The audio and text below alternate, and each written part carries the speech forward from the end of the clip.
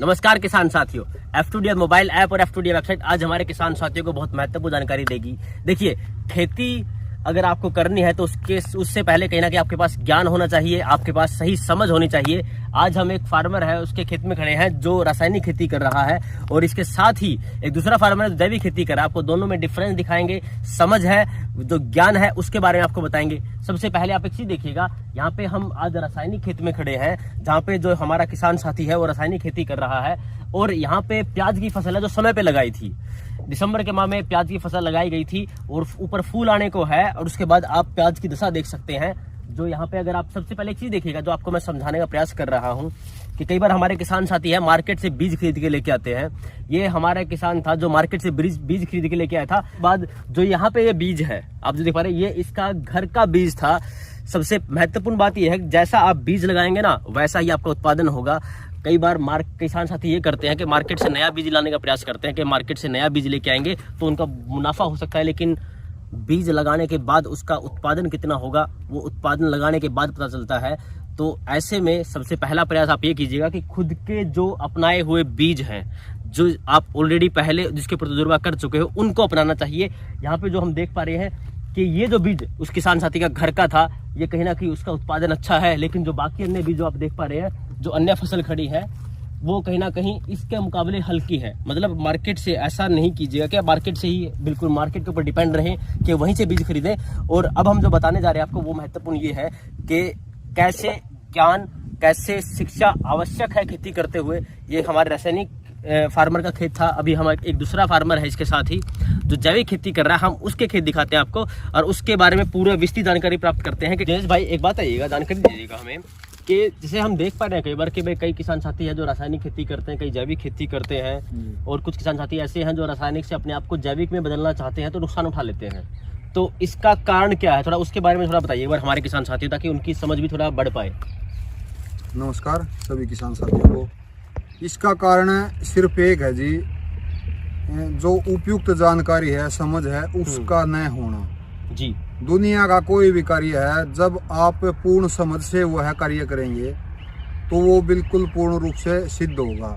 अगर आपने जानकारी है नहीं, उस कार्य को करना शुरू कर दिया जी, तो निश्चित तौर पे उस कार्य में आपको दिक्कत आएगी। जैसे आप रासायनिक खेती कर रहे हैं, आपने जैविक खेती शुरू कर दी, हाँ, आपको तरीकों की जानकारी नहीं है, कौन सी फसल किस समय पे बिजाई होगी, उस क्षेत्र के अनुसार कौन सी फसल बिजाई हो सकती है जी। तो ये सारी बातों की अगर आपको जानकारी होगी तो आप रासायनिक खेती से जैविक खेती में आ सकते हैं और आपका उत्पादन डाउन नहीं आएगा जी। अन्यथा जानकारी न होने के अभाव में तो रासायनिक खेती में भी लोगों का उत्पादन डाउन ही रहता है। हाँ, ये बिल्कुल, ये मैंने कई बार खुद देखा है ऐसा। रासायनिक खेती में भी सब बम्पर उत्पादन लेते हैं, जिसको जानकारी नहीं है, समझ नहीं है, उनका रासायनिक खेती में भी उत्पादन कम ही रहता है। ठीक है, अच्छा ये बताइए कि आपको कितना समय हो चुका है जैविक खेती करते हुए? जी, हमें तो काफी समय हो गया। हमें 2006-07 में डॉक्टर सुरेंद्र दलाल जी के संपर्क में आए थे। उनके संपर्क में आने से हमने जैविक खेती की प्रेरणा मिली, कीटों की जानकारी मिली जी, और धीरे धीरे हम रासायनिक खेती को छोड़ के जैविक खेती में आए। जैसे पहले हमने अपने खेतों में जो जहर के रूप में स्प्रे छिड़कते थे वो बंद किया जी, फिर आहिस्ता आहिस्ता खाद बंद किया, फिर खरपतवार नाशक बंद करते करते हमने 3-4 साल पूर्ण रूप से सीख के इसमें एंट्री की है जी। और 2010 के बाद हमें पूर्ण रूप से जैविक खेती कर रहे हैं। ठीक है, अच्छा आपने मुझे जानकारी दी थी कि भाई सारा जो संबंध है रासायनिक खेती का जैविक खेती का, भाई पौधे को तो खुराक चाहिए है जी।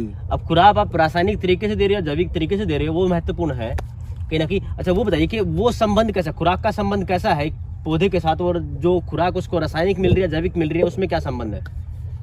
खुराक का ये संबंध है जी, जैसे आप पौधे को खुराक दे रहे हैं जी, रासायनिक खुराक दे रहे हैं, अगर ज्यादा खुराक उधर होगी तो उस पे कीट और बीमारियां आ जाएंगी जी। और खुराक कमजोर रहेगी तो उस टाइम पौधा कमजोर रह जाएगा, उस टाइम अन्य बीमारियां और कीट आ जाएंगी जी। तो खुराक का ये संबंध है कि उपयुक्त खुराक होनी चाहिए पौधे के पास जी। अगर खुराक कम होगी तो पौधा अपना उत्पादन डाउन कर देगा। हाँ। अगर पौधे के पास खुराक पूरी है तो मैं नहीं मानता कि दुनिया का कोई भी पौधा अपना उत्पादन कम देगा जी। मतलब उसके लिए अच्छा ये बताइए, जैसे कि अभी जो आपकी यहाँ पे हम एक किसान साथी के पास गए थे जो पड़ोस में था, उसका प्याज का उत्पादन कहीं ना कहीं बहुत हल्का था, और हमने ये भी देखा कि उसने कुछ बीज मार्केट से लेके आया था, कुछ खुद के थे, खुद का बीज था, उसका उत्पादन ज़्यादा था। मार्केट से जो लेके आया था उसका उत्पादन कहीं ना कहीं कम था। तो आपका जो बीज है, पहले बीज के बारे में जानकारी दीजिए कि बीज आपका खुद का है या फिर मार्केट से लेके आए थे आप भी? ये मार्केट का बीज नहीं है जी, ये मैं एक किसान साथी से ही लेके आया हूँ। और अच्छा। वो किसान साथी पिछले 8-10 साल से यही बीज इस्तेमाल कर रहा है जी। ये बिल्कुल विश्वसनीय बीज है, मतलब जांचा परखा था पहले से? जांचा परखा हुआ पहले वाला बीज था। उस किसान साथी ने जांच रखा है या मैंने जांच रखा है, वो एक ही बात है। हाँ। जांच परख बीज की होनी चाहिए। आपने जांच कर रखी है या अन्य किसान साथी ने जांच रखा है, वो एक ही बात है। बस आपको उसकी नॉलेज होनी चाहिए कि ये बीज पहले जांचा परखा हुआ है। मार्केट से कोई भी नया बीज आता है, उसका प्रचार इतना जोर शोर से होता है, उसकी पैकिंग वगैरह इतनी जबरदस्त होती है, हम उससे आकर्षित हो जाते हैं। हाँ। और अपने खेतों में बिजाई कर लेते हैं। जब हमने एक बार बिजाई कर दी तो सारा कुछ भविष्य के गर्भ में चला जाता। वो बीज कैसा निकलेगा और आगे आके कैसा उत्पादन देगा। हाँ, ये अगर उस बीज में कमी निकले तो हमारे हाथ कट गए हैं। जो उत्पादन उसने देना है वही देगा, आप कितना ही जोर लगा लो। तो इसमें मेन बात हम यही कहते हैं, अपना जांचा परखा बीज होना चाहिए, विश्वसनीय बीज होना चाहिए, पौधे की खुराक समय अनुसार होनी चाहिए।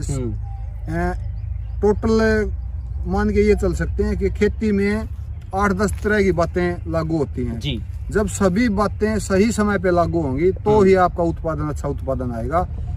नहीं तो आप चाहे रासायनिक खेती करो, चाहे आप जैविक खेती करो, दुनिया की कोई भी अन्य खेती करो, अगर सारे कारक सही सिद्ध नहीं हुए तो आपका उत्पादन डाउन ही रहेगा। बिल्कुल, मतलब मेन बात तो यही है कि बीज से लेकर के आगे तक कैसे आप अपने पौधे को खुराक दे रहे हो उसके ऊपर निर्भर है कि हमारा उत्पादन कैसा होगा। कि सीधी बात तो ये है।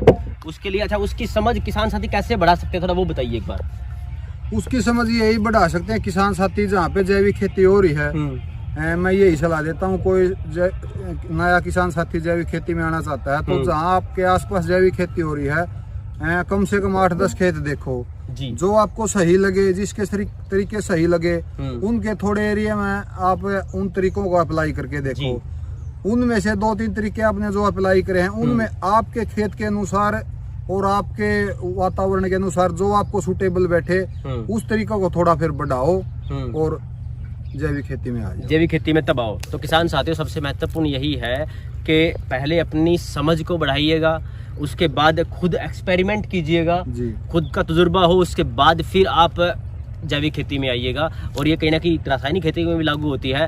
कई बार मैंने ऐसा देखा है बहुत बार कि कई किसान साथी हैं जो जाके जो दुकानदार है उससे पूछते हैं जी मैं मेरे खेत में क्या डालूं। जब दुकानदार ने कभी खेती नहीं की तो कैसे आपके खेत की दशा देख के बता सकता है कि क्या आपके लिए उपयुक्त है, फायदेमंद है। तो ऐसे में हम आपको यही बोलना चाहेंगे कि अपनी समझ से काम लीजिएगा, अपने विवेक से काम लीजिएगा, पहले एक्सपेरिमेंट कीजिएगा, उसके बाद अपने कार्य को बढ़ाइएगा और जैविक खेती में कदम रखिएगा। आप हमसे ऐसे जुड़े रहिएगा, हमें से प्यार देते रहिएगा। धन्यवाद। जय हिंद।